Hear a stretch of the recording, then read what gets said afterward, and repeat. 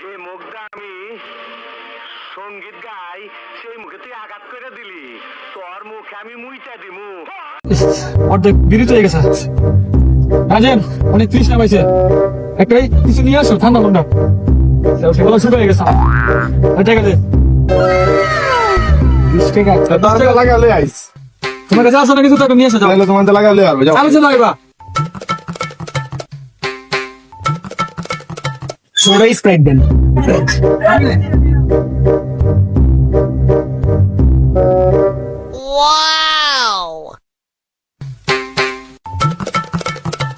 রে ভালোই পিপাসা পাইছে, তুই তো খায়ালই বন্ধু মানুষ কিছু কই কেন হ্যাঁ